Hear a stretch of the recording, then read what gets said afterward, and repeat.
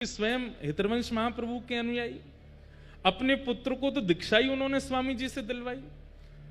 एक प्रसंग आता है कि स्वामी जी, हितरवंश महाप्रभु, रूप सनातन गोस्वामी आदि आदि ये सब लोग गिरिराज जी आए, यहां पर 56 भोग हुए थे। तो श्री गोसाई विठलनाथ जी ने 56 भोग में सबको आमंत्रित किया, सारे रसिक जन यहां पर आए। अभी हम प्रसंग सुन रहे हैं कि श्री चैतन्य महाप्रभु रामानुज संप्रदाय के हमारे श्री वैष्णव मंदिर में दर्शन करने के लिए गए। तो पहले इतनी समरसता थी संप्रदायों में, आचार्यों में, अब पता नहीं क्यों मतभेद होता जा रहा है, और ये अच्छा नहीं है। देखिए, आपको अगर भगवत प्राप्ति आपका उद्देश्य है तो फिर ये इस प्रकार के पक्ष विपक्ष में मत रहिएगा। हम श्रेष्ठ हैं, वो अश्रेष्ठ हैं, हमारे यहां ऐसा, उनके यहां ऐसा, वो नहीं करना चाहिए, ये नहीं सुनना चाहिए, ऐसा नहीं। सबके भाव रखो। चैतन्य महाप्रभु दक्षिण गए, श्री रंगम श्री रंगनाथ भगवान पौढ़ानाथ उनके आंगन में खड़े हैं महाप्रभु चैतन्य, और जैसे ही कपाट खुले, महाप्रभु जी की स्थिति ऐसी थी। अभी हम जगन्नाथपुरी के पास राउल केला से कथा करके आए हैं, तो महाप्रभु जी के भाव अभी तक चित्त में हैं। महाप्रभु जी की स्थिति ऐसी थी कि कोई कृष्ण कह भर दे, नेत्रों से अश्रु नहीं प्रकट होते थे। कहते हैं अश्रुओं की पिचकारी निकलती थी नेत्रों से, और वो जिस पे पड़ जाती थी उसके चित्त में भी कृष्ण प्रेम प्रकट हो जाता था। ऐसे महाप्रभु, सोचो उनकी दशा, जब वो मंदिर में जाते होंगे, ठाकुर जी को देखते होंगे, तो उनकी स्थिति क्या होती होगी। जैसे ही कपाट खुले श्री रंगनाथ भगवान के, चैतन्य महाप्रभु ने जैसे ही मुखमंडल का दर्शन किया, उत्ताल नृत्य करने लगे, भुजाएं उठा करके नृत्य कर रहे हैं, नाच रहे हैं, गा रहे हैं, आनंद उत्सव मना रहे हैं, नेत्रों से अश्रुपात। ये दो भावों का एक जगह दर्शन होता था। मुखमंडल पर तो विरह दिख रहा है, और शरीर की स्थिति परम आनंद की होती थी। यह है भक्ति का स्वरूप। कभी कभी मन में आता है कि जब ज्ञान आता है ना, तो बाहर दिखने लगता है कि ये ज्ञानी व्यक्ति है। अहंकार आता है तो अहंकार दिखने लग जाता, अहंकारी व्यक्ति है। कामी व्यक्ति का काम दिखने लग जाता है। भक्त की भक्ति क्यों नहीं निकल के आती है? उस भक्त की भक्ति उसके रोम रोम में प्रकट क्यों नहीं होती है, जैसे महाप्रभु जी की होती थी?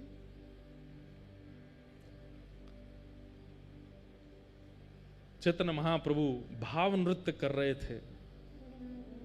अब वहां कोई उनको कुछ समझ रहा है, कोई उनको कुछ समझ रहा है, लेकिन श्री रंगनाथ भगवान की आरती कर रहे श्री वेंकट भट्ट जी, गोपाल भट्ट जी के पिताजी, जिन्होंने श्री राधारमन लाल जी को प्रकट किया, ऐसे श्री गोपाल भट्ट जी के पिताजी श्री वेंकट भट्ट जी रंगनाथ प्रभु की आरती करने के बाद जैसे ही उन्होंने दर्शनार्थियों की ओर देखा प्रसाद वितरण के लिए, और दर्शनार्थियों में जैसी उनकी दृष्टि पड़ी श्री महाप्रभु चैतन्य पर, आप विश्वास नहीं करेंगे उनको क्या अनुभव हुआ।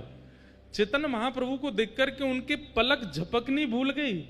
अपनी जिस अवस्था में थे उसी अवस्था में रह गए, अंदर गर्भगृह में वेंकट भट्ट जी। और थोड़ी देर में वो क्या देखते हैं कि चैतन्य महाप्रभु तो अंतर्ध्यान हो गए, साक्षात नारायण नृत्य कर रहे हैं महाप्रभु जी के रूप में। और वे अपने नेत्रों पर विश्वास नहीं कर पा रहे, अपनी आंख मीटते हैं, खोल के देखते हैं तो चैतन्य महाप्रभु हैं। और जैसे ही थोड़ी देर देखते हैं तो थोड़ी देर में ही गौर चैतन्य महाप्रभु श्याम हो जाते हैं, और मानो जैसे नारायण ही नृत्य कर रहे हैं।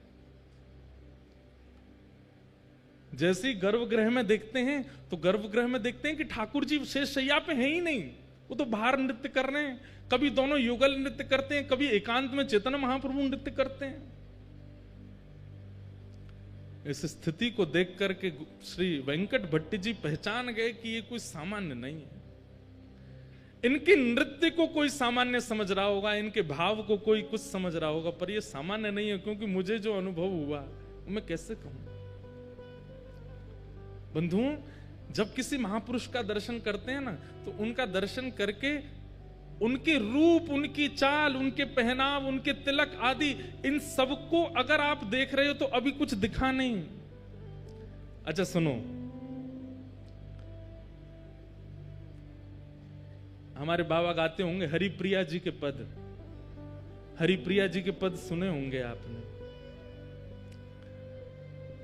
हरिप्रिया जी पुरुष थे, सब छोड़ करके गिरिराज जी आ गए। राधा कुंड में उनके गुरुदेव विराजमान रहते थे। तो अपने गुरुदेव को प्रणाम करके बोले मुझे आपसे गुरु दीक्षा लेनी है। तो महापुरुष बोले राधा कुंड पे बैठे बैठे, बताओ तुमको क्या दिख रहा है। तो हरिप्रिया जी, पहले उनका पूर्व नाम कुछ और था, बोले माथे पर सुंदर उर्दपुंड है, गले में तुलसी की माला है, अद्भुत वस्त्र पहने हैं, आसन पर गुरुदेव विराज रहे हैं, करुआ पास में रखा है, ठाकुर जी की सेवा पीछे हो रही है। गुरुदेव बोले दीक्षा नहीं देनी, जाओ। और सुनो, दीक्षा की इतनी तुमको भूख है, जाओ गिरिराज जी की परिक्रमा लगा के आओ। लेकिन उनको इतनी इच्छा थी दीक्षा की, चले गए गिरिराज जी की परिक्रमा लगाई। परिक्रमा लगा करके 5-6 घंटे में लौट करके राधा कुंड जैसे ही पहुंचे, चरणों में प्रणाम किया, बोले गुरुदेव परिक्रमा हो गई, अब दीक्षा दे दो। उन्होंने फिर वही प्रश्न किया, क्या दिख रहा है तुम्हें? कुछ दिख ही नहीं रहा था। बोले माथे पर उर्द पुंड है, गले में तुलसी माला है, नीचे वस्त्र पहने हैं, पीछे ठाकुर जी की सेवा है, बगल में राधा कुंड है, इधर श्याम कुंड है, आदि आदि। फिर से जाओ परिक्रमा लगा के आओ, एक और परिक्रमा लगाओ। निष्ठा इतनी थी उनकी कि थके हारे थे, लेकिन फिर से चले गए परिक्रमा में। अब की बार उनको 6 की जगह 9 घंटे लग गए परिक्रमा करते करते, पैरों में छाले पड़ गए। 2 परिक्रमा में ये हालत हो जाती है। बेचारे गिरते पड़ते जैसे तैसे आए, प्रणाम किया, गुरुदेव अब दीक्षा दे दो। पूछे अब क्या दिख रहा है तुम्हें? तो रोने लगे, बोलो मुझे कुछ नहीं दिख रहा, मुझे वही दिख रहा है, तिलक है, गले में कंठी माला है नीचे। बोले सुन, एक परिक्रमा और लगा के आ। तीसरी परिक्रमा की स्थिति कैसे बन जाएगी हमारे, जबकि गिरिराज जी में बाबा हैं, 3 परिक्रमा लगा में, लेकिन उनकी भाव दशा देख करके आप घबरा जाओगे। एक परिक्रमा में हमारी हालत खराब होती है। गुरुदेव बोले जाओ एक परिक्रमा और लगा के आओ।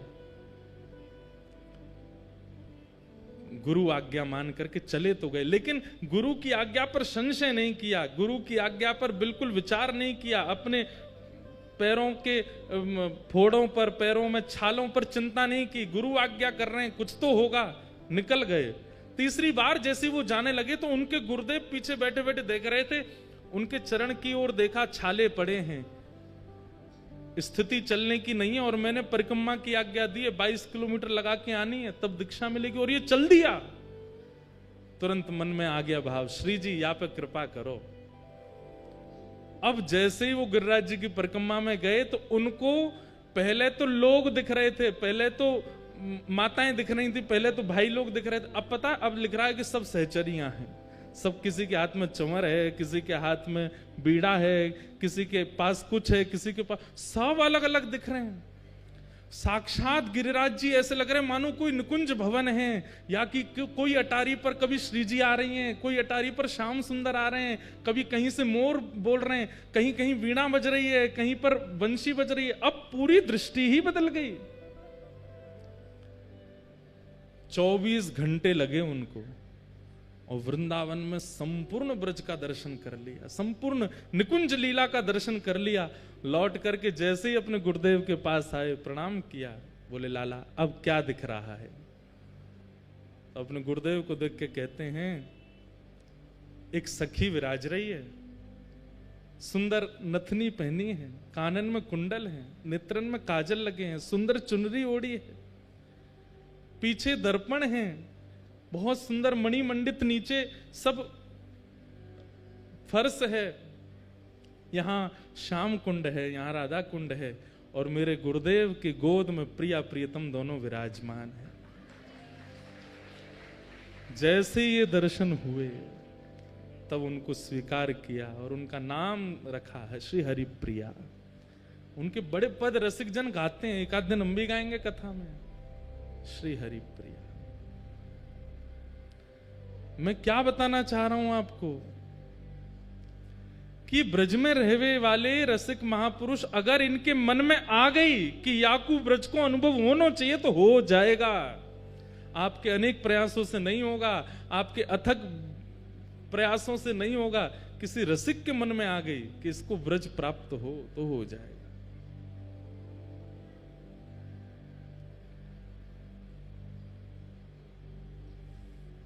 और उसके लिए उनका रूप, उनका श्रृंगार, उनका चंदन, उनका तिलक, उनके वस्त्र वो सामान्य नहीं दिखेंगे, उसमें कुछ अद्भुतता का अनुभव होगा।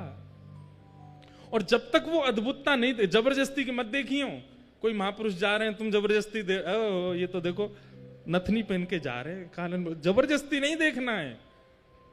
आपकी दृष्टि पड़ी और अपने आप दृष्टि में कुछ ऐसा भाव है, जरूरी नहीं सहचरी भाव में ही दिखें, किसी अन्य भाव में भी दिख सकते हैं। और तब तक वो भाव प्रकट नहीं होगा जब तक आपका साधन, आपका सेवा, आपकी रसिकन की संग ये सुदृढ़ नहीं होगी, तब तक ये दर्शन नहीं होगा। हम आप सब तो सही बताएं, जबरदस्ती बस आ गए वृंदावन में, हम लोगों को अनुभव है ही नहीं रहे होने की भी। गोपाल भट्ट जी के पिताजी वेंकट भट्ट जी ने महाप्रभु जी को देखा। श्री रंगनाथ भगवान की निज सेवा करने वाले वेंकट भट्ट जी बाहर आए और आकर के हाथ जोड़ के कहा, आप कौन हैं? मैं जब से आपको देख रहा हूं मेरे नेत्र आपसे हट नहीं रहे। आप में एक दैवी आकर्षण है जो मुझे खींच रहा है अपनी ओर। मैं नित्य नारायण की सेवा करता हूं, मेरा उनके प्रति जो ध्यान रहता है वैसा ध्यान मेरा आज तक किसी व्यक्ति विशेष के प्रति हो ही नहीं सकता, पर मुझे जैसी भावना उनमें लगती है वैसी आप में लग रही है। आप कौन है?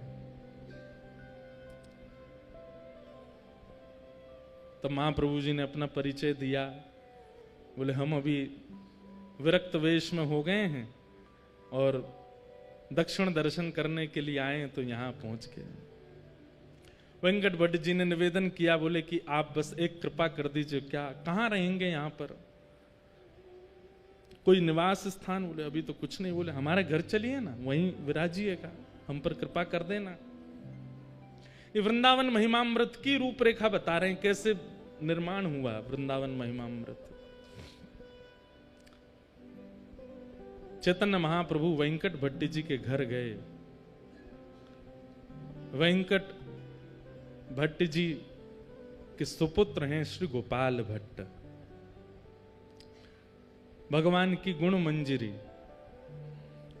महाप्रभु जी जैसे ही घर पहुंचे, उनकी पत्नी, उनके रिश्तेदार सबने महाप्रभु जी का दर्शन किया, लेकिन जैसे ही श्री गोपाल भट्ट जी ने दर्शन किया, गोपाल भट्ट जी तो मानो जैसे उनकी भी स्थिति ऐसी हो गई, पलक झपकना भूल गए, पैर धर कहीं रहे, जा कहीं रहे, देख करके अपने अपने अपने वश में अपना शरीर नहीं है, ऐसी स्थिति हो गई।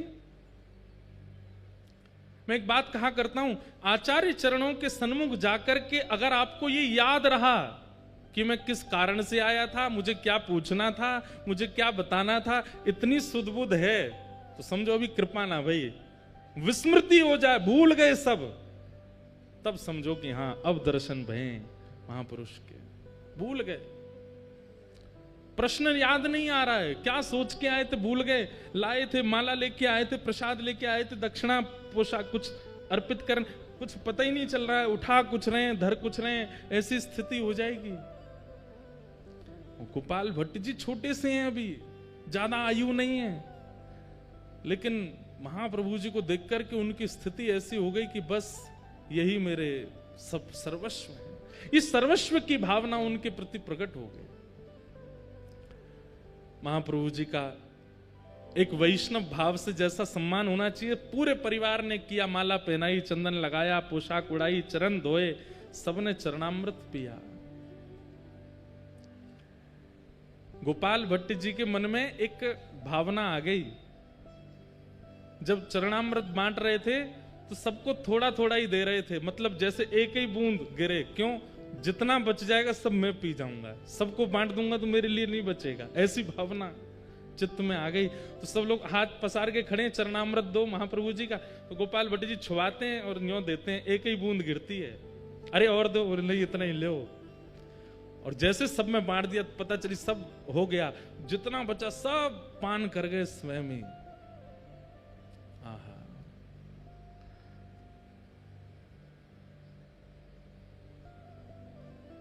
गोपाल भट्ट गोस्वामी पर कृपा हुई, खूब सत्संग हुआ, आनंद हुआ।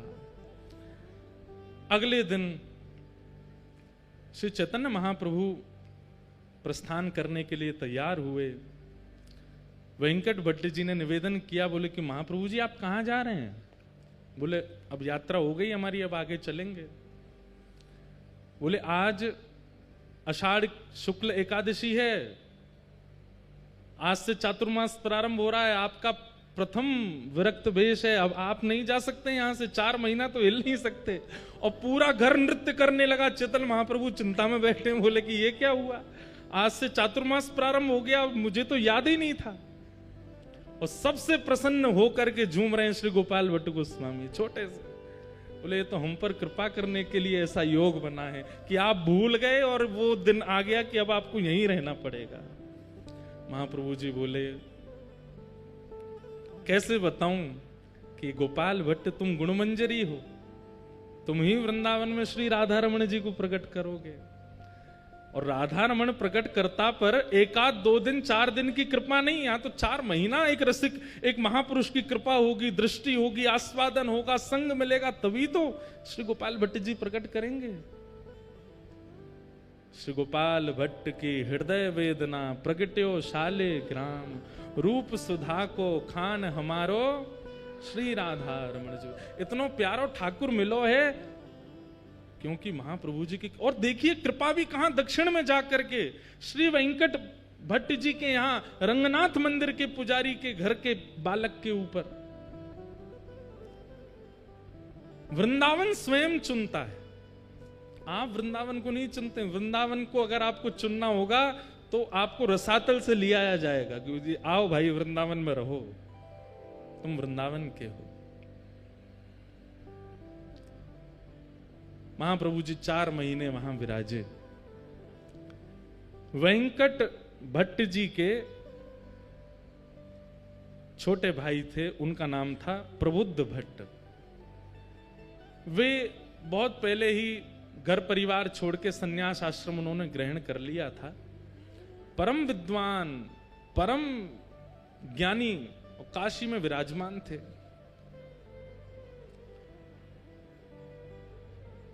ऐसा ज्ञान था उनका कि उनके जैसे उन्होंने 10,000 शिष्य बनाए, मतलब ना ज्यादा ना कम, अपने जैसे ही 10,000 बना दिए। इतने ज्ञानी थे, उनके सामने बड़े बड़े विद्वान टिक नहीं पाते थे। प्रबुद्ध भट्ट देखो, एक महापुरुष एक परिवार में जाकर के एक नहीं कितनों पर कृपा करता है। ये तो गोपाल भट्ट जी सामने बैठे, प्रबुद्ध भट्ट तो है ही नहीं वहां पर, वो तो काशी में है।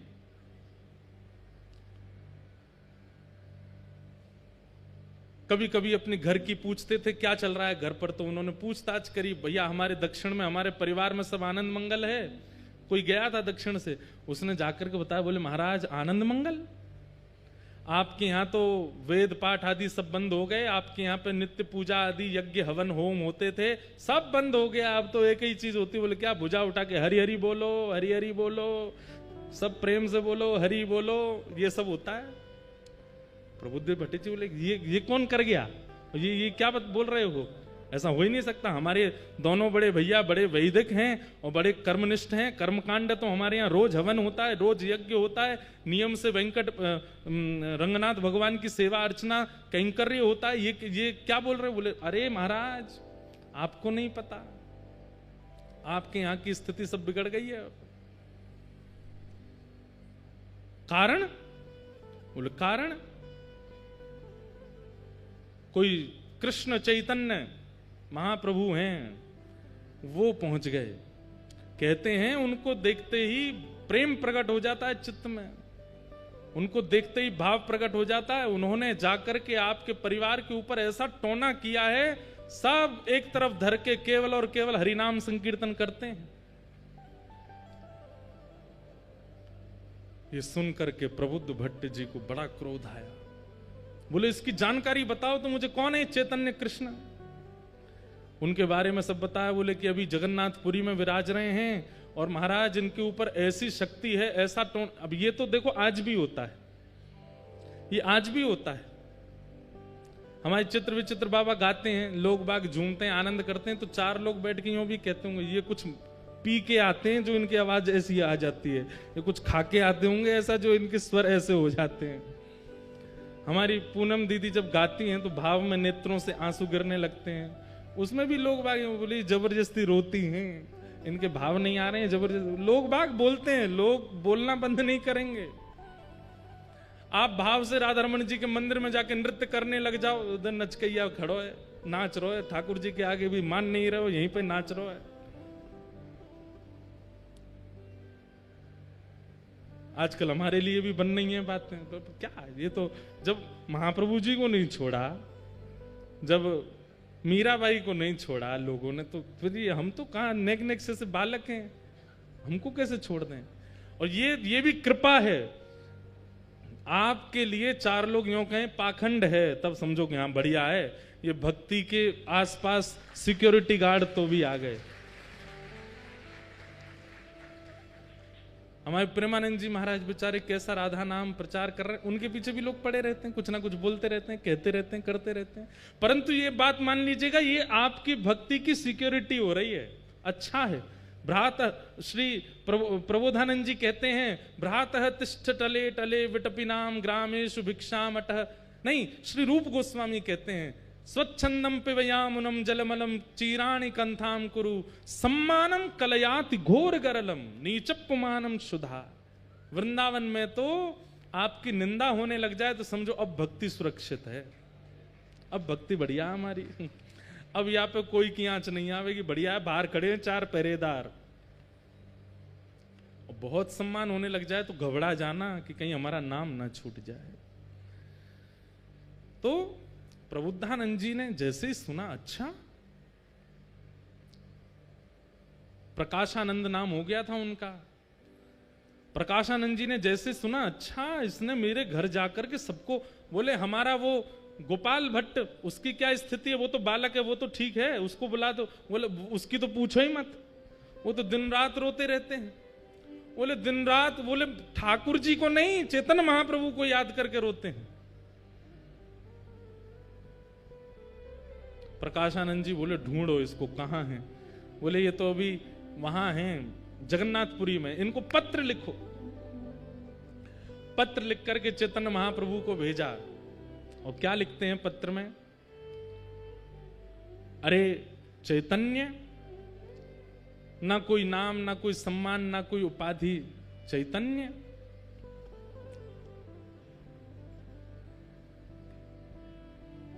सन्यासी हो, सुना है हमने, लेकिन सन्यासी होकर के तुम बहुत नाचते हो, उछल उछल करके नाचते हो, गाते हो, ये सन्यासियों का स्वरूप है।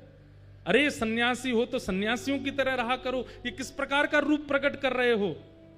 सन्यासियों को तो बहुत भाव से रहना चाहिए। और सन्यासियों का निवास स्थान जगन्नाथपुरी नहीं होता, सन्यासियों का निवास स्थान वृंदावन नहीं होता। सन्यासी ऐसे घूमते डोलते नहीं रहते हैं। सन्यासी तो गंगा ज्ञान के तट पर काशी में विराजते हैं, वेदों पर मनन करते हैं, शास्त्रों पर चिंतन करते हैं, लोगों को वेद शास्त्र पढ़ाते हैं। ये सन्यासियों का। और तुम क्या कर रहे हो, ये नाच नाच करके और दुनिया में कृष्ण नाम की, ये सन्यासी का स्वरूप नहीं होता। चेतन महाप्रभु गंभीरा में विराजमान थे, जगन्नाथपुरी में भावावेश में रहते थे। प्रकाशानंद जी का पहुंचा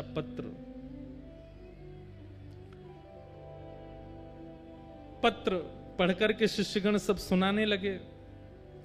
और जैसे ही उसमें भाव सुने, इतना आक्षेप सुना, अपने बारे में इतनी निंदा सुनी, महाप्रभु जी प्रसन्न हो गए। जय हो जय हो जय जगन्नाथ। महाप्रभु जी की बड़ी कृपा, महाप्रभु जी का बड़ा अनुग्रह है।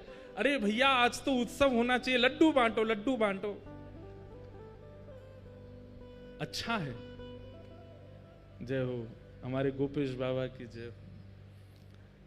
गौ माता की पूरे ब्रजमंडल में और पूरे भारतवर्ष में सेवा के प्रकल्प को लेकर के खूब महाराज जी सजग रहते हैं। ऐसे हमारे महाराज जी को बारंबार प्रणाम। क्या बता रहा था मैं, सुनो सुनो इधर देखो। क्या बता रहा था मैं? हैं? हाँ, पत्र आया, लड्डू बांटो, रबड़ी बांटो। और संघ के जितने महाप्रभु जी के अनुयायी थे सब बोलने लगे, आप तो महाप्रभु हैं, पर हमको कितनी पीड़ा हो रही है ये पत्र पढ़ के। कोई आपके विषय में इतना बुरा भला बोल रहा है और आप इतने आनंद में हो। महाप्रभु जी बोले, नहीं नहीं, ये रक्षा है, ये भक्ति की रक्षा है, ये भाव की रक्षा है, ये हमारी सेवा की रक्षा है। ये रक्षा तो होती रहनी चाहिए। अच्छा है। मैं बहुत दिन से प्रयास कर रहा था, विचार कर रहा था, इतने प्रेमी ही प्रेमी मिल रहे हैं, कोई हमको निंदा करने वाला नहीं मिल रहा। बहुत अच्छा, ठाकुर जी ने चुन के भेजा। ये पत्र संभाल के हमारे कक्ष में रखो।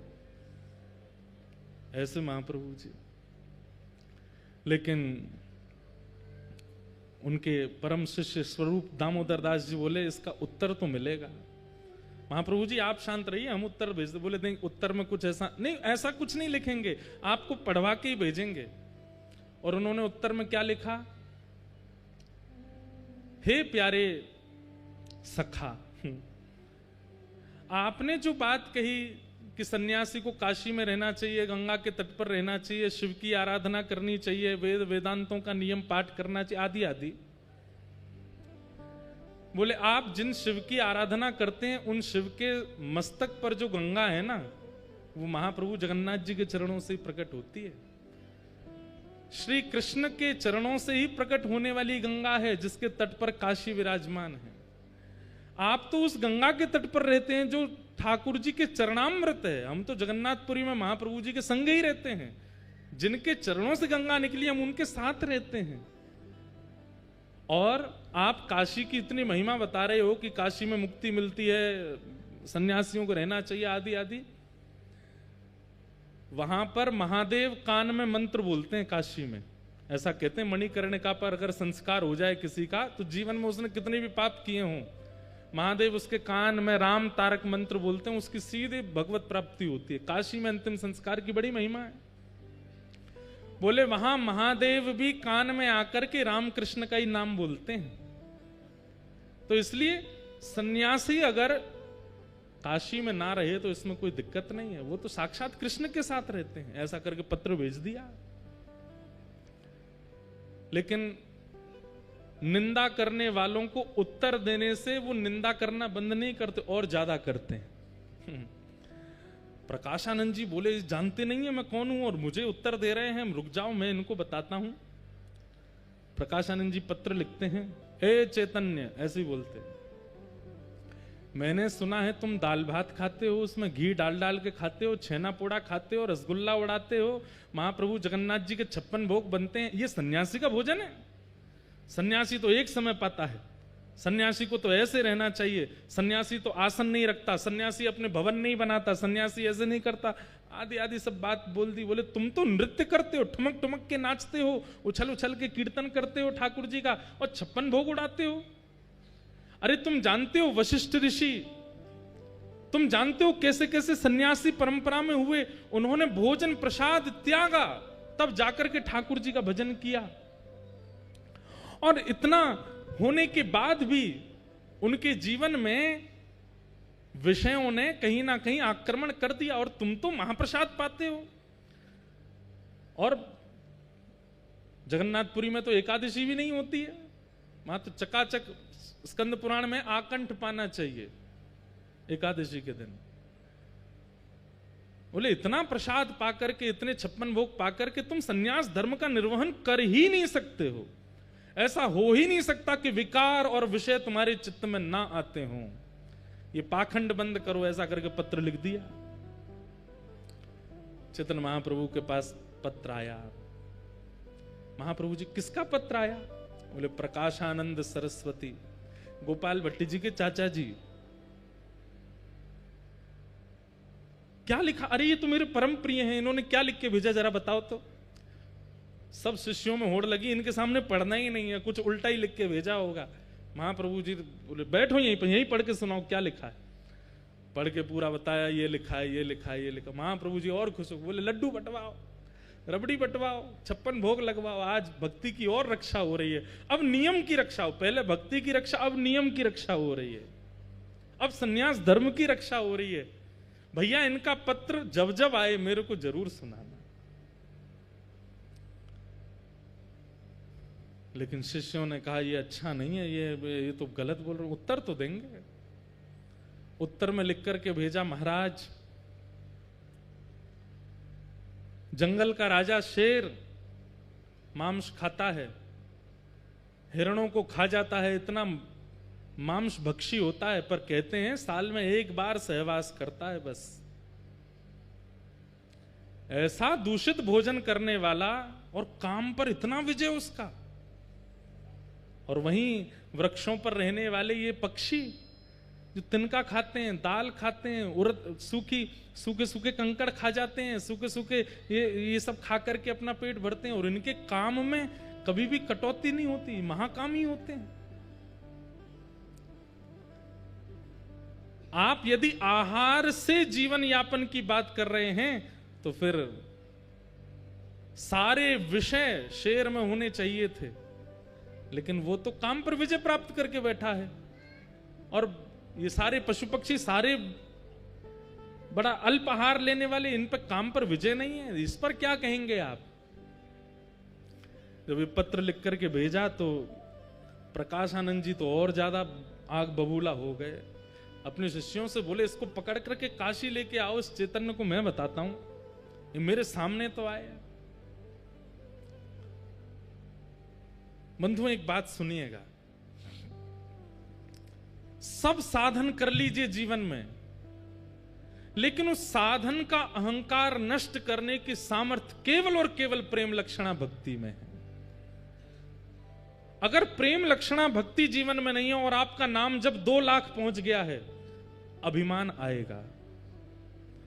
प्रेम लक्षणा भक्ति जीवन में नहीं है और हर एकादशी गिरिराज जी की परिक्रमा करते हो तो उस परिक्रमा का अभिमान आएगा। सेवा का अभिमान सामान्य अभिमान से ज्यादा भयानक है। कई लोगों को सेवा का अभिमान हो जाता है, हम इतना नाम जप करते हैं, हम ऐसी सेवा करते हैं। अरे हमको कई बार मन में भाव आता, इतनी कथा कर रहे हैं, धुआंधार यहां से वहां भागते ही रहते हैं। अगर प्रेम लक्षणा भक्ति चित्त में होगी तो अपनी सेवा का अभिमान नहीं होगा। प्रेम लक्षणा भक्ति तो दैन्यता लाती है, दीन बनाती है, सरल बनाती है, सहज बनाती है। प्रकाशानंद जी के पास सब कुछ है, लेकिन भक्ति नहीं है, प्रेम नहीं है।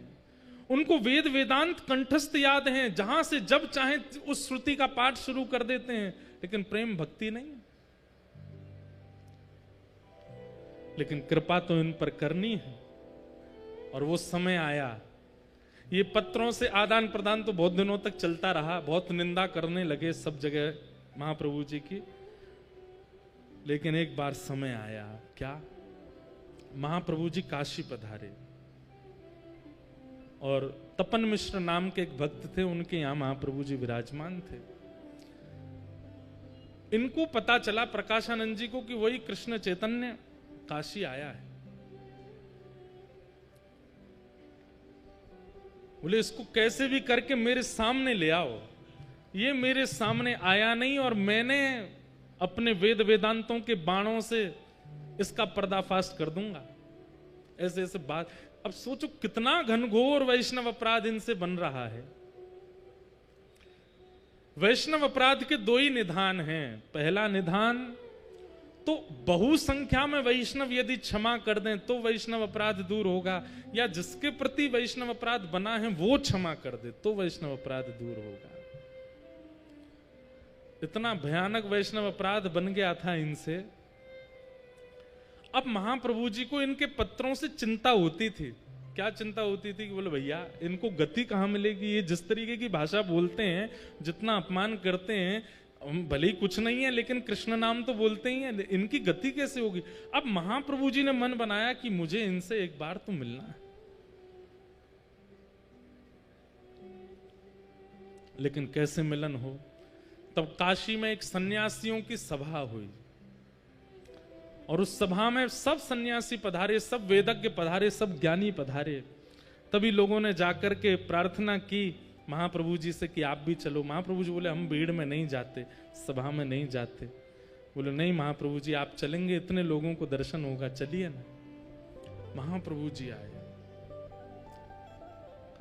यहां मंच पर बैठे हुए प्रकाशानंद जी को पता नहीं था कि महाप्रभु जी आने वाले हैं। पूछने लगे, बोले भैया विलंब क्यों हो रहा है इतना ज्यादा, इसको सभा को आगे बढ़ाओ। तभी किसी ने कहा, बोले कृष्ण चैतन्य महाप्रभु आ रहे हैं, उनकी प्रतीक्षा हो रही है। प्रकाशानंद जी ने तो अपनी कमर कसी, सिर पर एक पटका सा बांधा, बोले आज आने दो, आज बढ़िया है, इतनी सभा है, सबके सामने इसको आज देखूंगा। हाथ कांप रहे हैं, क्रोध में पैर कांप रहे हैं, आंखें लाल पड़ गई हैं, ताम्रवर्ण हो गया है, कब आएगा कब आएगा, मेरे सामने तो पड़े एक बार। इतने में ही श्री चैतन्य महाप्रभु का आगमन हुआ, और जैसे ही महाप्रभु जी का उस सभा में गृह में प्रवेश हुआ, मानो जैसे किसी ने जलाशय में बैठे हुए लोग थे और किसी ने करंट छोड़ दिया हो। जैसे ही महाप्रभु जी का आगमन हुआ, मानो महाप्रभु जी वहां आए और यहां आगे बैठा व्यक्ति कृष्ण कृष्ण कृष्ण कृष्ण कृष्ण, उसके मुख से नाम ध्वनि प्रकट हो गई। इतने में ही पीछे का कोई व्यक्ति कृष्ण कृष्ण कृष्ण कृष्ण, मुख से नाम प्रकट होने लगा। तभी वहां दूसरा व्यक्ति हरि बोल कहकर के नृत्य करने लगा। पूरी सभा मानो देखते ही देखते देखते, और केवल नाम नहीं प्रकट हो रहा है, नेत्रों से भावाश्रु जल बह रहे हैं, सब भुजा उठा करके नृत्य कर रहे हैं। केवल महाप्रभु जी की उस सभा में आगमन मात्र से यह स्थिति हो गई। मंच पर बैठे प्रकाशानंद जी ने जैसे ही देखा, अभी ये नहीं पता था कि यही चैतन्य महाप्रभु हैं, देखते ही मेरे आंसू क्यों आ रहे हैं, मेरा शरीर क्यों कांप रहा है, कृष्ण कृष्ण कृष्ण, हरि बोल हरि बोल हरि बोल, ये कैसे शब्द मेरे भीतर से प्रकट हो रहे हैं। आसपास के अपने बालकों से बोले, तुमको भी मेरे अंदर से कृष्ण नाम सुनाई दे रहा? बोले जी गुरु जी, ये मेरे आंसू क्यों आ रहे हैं, कुछ सभा में हुआ है क्या? तभी कोई कहता है, महाप्रभु कृष्ण चैतन्य आ गए। बंधुओं, विचार करके मन में भाव आता है, जिनकी उपस्थिति मात्र एक पत्थर हृदय के चित्त में भाव प्रकट कर देती है, कैसे महाप्रभु जी रहे होंगे। जिनको पता नहीं है वृंदावन क्या है, जिनको पता नहीं है कृष्ण कौन है, जिनको पता नहीं है युगल उपासना क्या होती है, ऐसे लोग उस सभा में बैठे हैं, और महाप्रभु जी के आते ही सबके चित्त में कृष्ण प्रवाहित हो गए। किसी को अपने तन की सुध नहीं है, किसी को अपनी वाणी की सुध नहीं है, सब मानो जैसे एक व्यक्ति के हाथ में सबकी वाणी का कंट्रोल, सबके नेत्रों का कंट्रोल आ गया हो। और महाप्रभु जी दोनों भुजा उठाए, कभी यहां गिरते हैं कभी वहां गिरते हैं, सब संभालते हुए आ रहे हैं।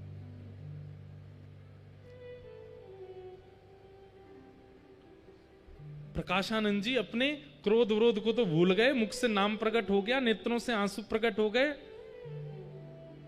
और तभी चैतन्य महाप्रभु आए और आकर के ऐसे ही नीचे सभा में ही एक जगह सी बना दी लोगों ने। अच्छा, एक बात मैंने पढ़ी कि लोग बाग स्पर्श करने जाते थे महाप्रभु जी का, तो संग में जो उनके गोस्वामी आदि सब रहते थे वो स्पर्श नहीं करने देते थे। क्यों? क्योंकि ऐसी भाव साम्राज्य में रहते थे महाप्रभु जी, अगर किसी ने स्पर्श कर लिया तो वो सह नहीं पाएगा। अपने आप ही पहले जगह कर दी, भैया दूर दूर बैठो, इनका स्पर्श मत करना। महाप्रभु जी आकर के बैठ गए और भाव से बैठ करके सब सन्यासियों को प्रणाम किया, सबके चरण रज को अपने माथे से लगाने लगे। पता नहीं प्रकाशानंद जी को क्या हो गया, लोग बाग प्रकाशानंद जी को देख रहे हैं कि अब ये क्या बोलेंगे, लेकिन प्रकाशानंद जी तो अत्यंत भाव में आ गए, उठ करके नीचे आए, बोले जय हो। आप नीचे क्यों बैठ के, ऊपर आइए ना। नहीं नहीं, मेरा स्थान यहीं ठीक है। तो जैसे कोई नीचे बैठ जाए तो उसको पकड़ के ऊपर लाते हैं, तो जैसे ही हाथ पकड़ा महाप्रभु जी का, सब बोले ये नहीं करना था इनको, और जैसे ही स्पर्श किया है, हाँ कृष्ण हाँ कृष्ण हाँ कृष्ण कह करके वहीं गिर पड़े प्रकाशानंद जी। शरीर पूरा कंपन होने लगा, नेत्रों से आंसू गिरने लगे। महाप्रभु जी ने किसी से कहा इनको संभालो। सुनने में इस स्थिति को हम अनुभव ही नहीं कर पाएंगे जो स्थिति होती थी। हमारे अष्ट सखा गाते हैं, एक हमारे अष्ट सखाओं में एक सखा हुए, उनका नाम था छीत स्वामी, क्या नाम था?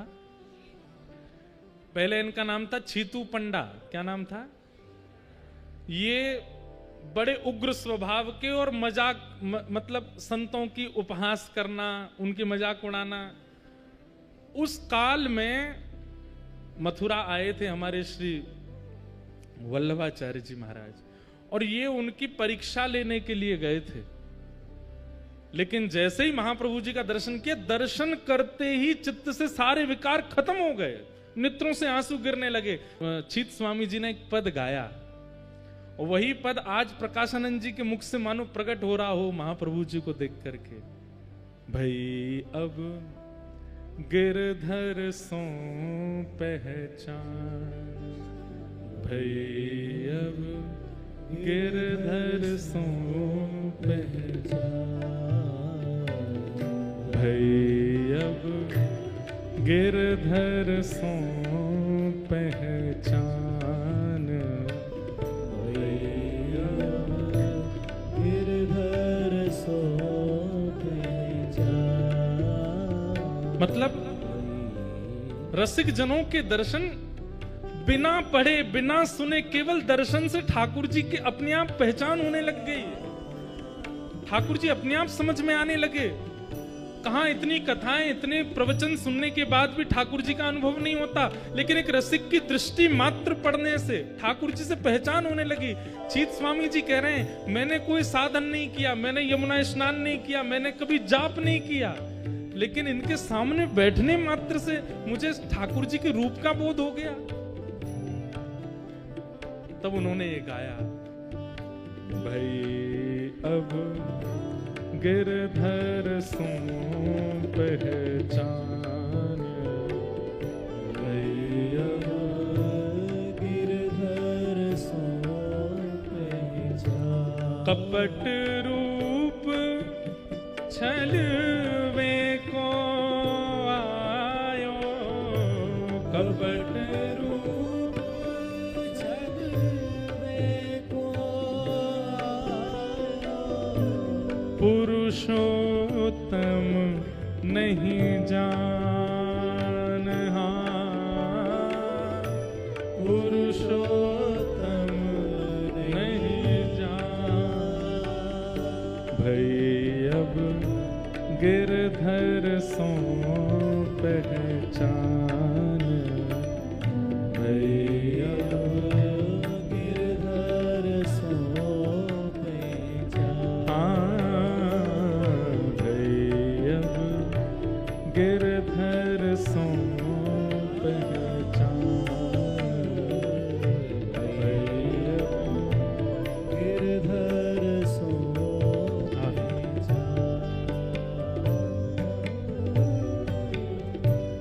छोटो बड़ो कछु नहीं जान्यो, छोटो बड़ो कछु नहीं जानो, छाए रहो अज्ञान, छाए रहो अज्ञान। छीत स्वामी जी कहते हैं, मैंने छोटे बड़े को कभी पहचाना नहीं, कौन प्रणाम करने योग्य, कौन मित्र बनाने योग्य है, कौन त्यागने योग्य है, इनका बोध मुझे नहीं हुआ था। लेकिन इनके सामने बैठते ही मुझे अब दिखाई दे रहा है, मेरे मित्र जिनके संग में रहता हूं, ये संग रहने लायक नहीं है। और जिन जिन का मैंने उपहास किया, जिन जिन की मैंने निंदा की, वो सब प्रणम्य थे। आज मुझे बोध हो गया है इनको देखने के बाद। ये महापुरुषों के दर्शन से होता है कि आपको विवेक बुद्धि जागृत हो जाती है। छीत स्वामी देखत अपनायो, छीत स्वामी देखत अपनायो, श्री विठ्ठल कृपा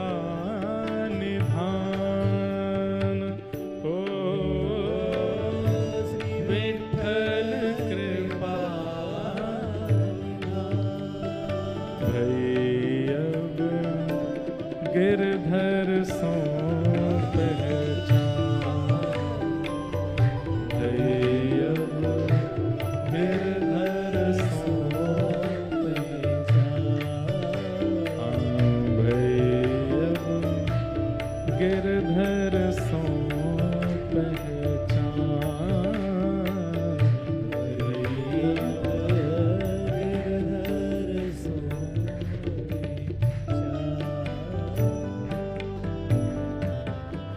यही स्थिति हुई है प्रकाशानंद जी की। महाप्रभु जी को देख करके क्रोध विरोध तो सब भूल भाल गए, नीचे बैठ गए और सामने बस देख रहे हैं अपलक नेत्रों से। मुख से कृष्ण नाम ध्वनि निकल रही है, नेत्रों से अश्रुपात हो रहा है। लेकिन थोड़ी देर बाद अपने आप को समझाने लगे, ये सब माया है, ये जादूगर है, इसने जादू कर दिया, टोना कर दिया मेरे ऊपर। लेकिन दर्शन का कुछ तो प्रभाव होता। प्रभाव क्या हुआ कि वाणी में शीलता आ गई। चाह तो रहे थे कि मैं थोड़ा कठोर बोलूं, कुछ गड़बड़ बोलूं, कुछ उल्टा सीधा बोलूं, लेकिन बोल क्या रहे हैं? कैसे हो आप? ठीक हैं? आप ऊपर नहीं विराज रहे, नीचे ही बैठ रहे। और खुद मन में सोच रहे मैं इतना प्रेम से क्यों बात कर रहा हूं। वो सोच रहे मुझे तो क्रोध करना है, मुझे तो चिल्लाना है इनके ऊपर, लेकिन अब अपने वश में नहीं है। ये होता है रसिकों के दर्शन से। महाप्रभु जी बोले आपकी सबकी कृपा है। प्रकाशानंद जी बोलने लगे मैं आपसे एक शिकायत करना चाहता हूं। बोले क्या? सन्यासियों को इतना नाचना नहीं चाहिए। आप इतना रोते हो, इतना ज्यादा अच्छी बात नहीं है ये। अरे सन्यासी तो पूरे विश्व को ज्ञान देता है, उसकी रहनी उसकी करनी से लोग प्रभावित होते हैं। आप क्या करते हैं इतना? मुझे लगता है आप पढ़ते नहीं हो, आपको पढ़ना चाहिए। महाप्रभु जी बोले हमको तो कुछ आता ही नहीं है, हम तो बिल्कुल अज्ञानी हैं, पढ़ाई लिखाई हमसे होती नहीं थी। तो हमारे गुरुजी ने गलती से बहुत मेहनत करके 6 साल लगे हमको एक श्लोक याद करवाया। बोले कौन सा श्लोक याद कराया? जब बताओ। तो अब वेदज्ञ हैं, ज्ञानी हैं, तो सुनने बैठ गए। बताइए कौन सा श्लोक याद कराया? बोले हरेर नाम हरेर नाम हरेर नामैव केवलम कलौ नास्त्यैव नास्त्यैव नास्त्यैव गतिरन्यथा। केवल हरि नाम हरि नाम हरि नाम, इसी से कल्याण होगा। कलयुग में और किसी से कल्याण होने वाला नहीं है। प्रकाशानंद जी बोले और आपने ये श्लोक याद करके जीवन में उतार लिया? बोले हाँ हमने तो भैया मैं क्या बताऊं, गुरुजी ने ये श्लोक याद करा दिया, फिर हमने इसका अर्थ पूछा तो गुरुजी ने बताया कलयुग में केवल नाम से उद्धार होगा। फिर हमारे गुरुजी ने हमको महामंत्र दे दिया। बोले क्या है महामंत्र? बोले हरे कृष्ण कृष्ण कृष्ण हरे हरे, हरे राम राम राम। बोले बस ये 2 ही आते हैं हमको, और कुछ नहीं आता। और महाप्रभु जी वो तो सब जानते हैं, लेकिन बोल रहे हैं। प्रकाशानंद जी बोले आप एक काम करो अब। बोले क्या? अब मेरा लड़ने का मन नहीं है आपसे, आप अच्छे व्यक्ति हो, आपका स्वभाव स्वरूप देख के मुझे आप पे कृपा करने का मन हो रहा है। महाप्रभु जी बोले कर दो कृपा। बोले कृपा ऐसे नहीं करूंगा, तो पढ़ने आओ मेरे पास, मैं आपको वेद पढ़ाऊंगा। महाप्रभु जी बोले कब से आना है? आज से ही, आज से बढ़िया दिन है, आज से ही चलो। महाराज प्रकाशानंद जी हाथ पकड़ के ले गए अपने घर पे ही जाकर के महाप्रभु जी को सामने बैठा। बोले पढ़ो हमारे साथ। महाप्रभु जी बैठ गए। 3 दिन हो गए पढ़ते पढ़ते। 3 दिन बाद प्रकाशानंद जी बोले आपको कोई पूछना नहीं है कुछ भी? 3 दिन से हम पढ़ाए जा रहे हैं, आपको सब समझ में आ गया? महाप्रभु जी बोले आपने कहा था सुनना है, समझने की आपने नहीं कही थी। आपने केवल कहा था सुनते रहो, हम सुनते ही जा रहे हैं, समझने की आपने कही नहीं हमसे। प्रकाशानंद जी सिर पकड़ के बैठ गए। बोले यही होता है, ये भक्ति जिन लोगों के चित्त में आ जाती है वो जितना कहो उतना ही करते हैं, उससे अधिक नहीं करते। बोले आप कृपा कर दो। बोले मैंने 3 दिन में क्या पढ़ा तुमको समझ नहीं आया? बोले सुनने के लिए कहा था, सुन तो हम रहे हैं ना, हम इधर देखते ना उधर, आपको देख के सुनते रहते हैं। प्रकाशानंद जी बोले ऐसे तुम्हारी गति नहीं होगी। बोले कैसे गति होगी? बोले इसको समझो भी। 3 दिन और पढ़ाया। 3 दिन बाद बोले अब समझ में आया। बोले अब हमको समझ नहीं आ रहा, हमारे गुरुजी पढ़ा पढ़ा के हार गए, वो नहीं समझा पाए, आप क्या समझाओगे हमको? बोले इतनी सरल भाषा में बोल रहा हूं फिर भी आपको समझ नहीं आ रहा। अरे ये तो शंकराचार्य जी की वाणी है, ये तो समझ में आनी चाहिए आपको, आद्य गुरु शंकराचार्य कह रहे हैं। महाप्रभु जी कहते हैं सुनिए सुनिए मेरी बात सुनिए। प्रकाशानंद जी बोले क्या क्या सुनना है? बोले आद्य गुरु शंकराचार्य जी ने पूरे विश्व को वैदिक ज्ञान प्रदान किया, लेकिन जब अपनी माताजी पधारने की स्थिति में थी ना, आद्य गुरु शंकराचार्य जी, बड़ा अच्छी चरित्र आता है कि शंकराचार्य भगवान बचपन में अपनी मैया से बोले, मैया मेरा जन्म संसार की चीजों को भोगने के लिए नहीं हुआ है, मुझे विरक्ति लेने दो, अभी से मुझे घर त्यागने दो। तो मां इनकी रोने लगी, पकड़ लिया, बोले मैं तुझे नहीं छोड़ूंगी। तो शंकराचार्य भगवान बोले ऐसे नहीं छोड़ेंगे, कुछ करना पड़ेगा। तो एक दिन नदी में स्नान करते करते एक मगरमच्छ आया और उसने आके बालक शंकराचार्य जी का पैर पकड़ लिया। चिल्लाने लगे, मां बचाओ मां बचाओ। मां पकड़ के खींचे लेकिन मगरमच्छ छोड़े ना। बोले बेटा मैं क्या करूं, ये तो छोड़ ही नहीं रहा है। तो शंकराचार्य जी बोले एक ही तरीका है मां। बोले क्या? मुझे घर छोड़ने की आज्ञा दे दो। आप यदि मुझे घर छोड़ने की आज्ञा दे दोगी, ये मगरमच्छ तुरंत चला जाएगा। इसने मुझे इसलिए पकड़ा है क्योंकि मैंने अभी तक संन्यास ग्रहण नहीं किया। नहीं वो तो नहीं छोड़ूंगी, तो फिर मां ये खा जाएगा मुझको। अब मां ऐसी दुविधा में, छोड़ूं कैसे, इकलौता पुत्र है, और नहीं छोड़ूं तो मगरमच्छ खा जाएगा। तो मां बोली ठीक है बेटा, मैंने आज्ञा दी, छोड़ दे तू संसार। और जैसे ये बात कही, इतने में मगरमच्छ मुंह खोल के वहां से भाग गया, छोड़ छाड़ के चला गया। शंकराचार्य जी बोले मां अब मुझे आज्ञा दो, मुझे बहुत करना है संसार को धर्म के मार्ग पर ले जाने के लिए। मां ने कहा चले जा बेटा, तू जीवन में कभी मत आना, पर जब पता चले कि मां के प्राण जाने वाले तब आ जाना। ये कथा प्रकाशानंद जी को चैतन्य महाप्रभु सुना रहे हैं। और बोले फिर शंकराचार्य जी ने क्या किया, पूरा विश्व जो बौद्धवादी हो गया था, उन सब लोगों को परब्रह्म कौन है, परमात्मा कौन है, वो घटघटवासी हैं, आदि आदि ये सब बातों को उन्होंने अपने शंकर भाष्य आदि से सुनाया, समझाया। लेकिन एक दिन खबर पड़ी कि मां मरणासन अवस्था में है। प्रकाशानंद जी सुन रहे हैं, बोले अच्छा फिर? बोले शंकराचार्य जी गए अपनी मैया के पास। तो मां ने कहा बेटा मैंने सुना तूने पूरे विश्व का उद्धार किया, अपनी मां का भी उद्धार कर दे। तो शंकराचार्य जी सामने बैठकर के शंकर भाष्य सुनाने लगे, वेद वेदांतों की और सुंदर सुंदर भाव सुनाने लगे। ये श्लोक लो, ये मंत्र लो, ये लो, ये लो, ये परब्रह्म है, ये अणु में है, ये परमाणु में है, आदि आदि। मां बोली बेटा मुझे समझ नहीं आ रहा है, मेरे जीवन के बहुत कम क्षण बचे हैं, कुछ सरल सा समझा जिससे मेरे चित्त में भाव आए।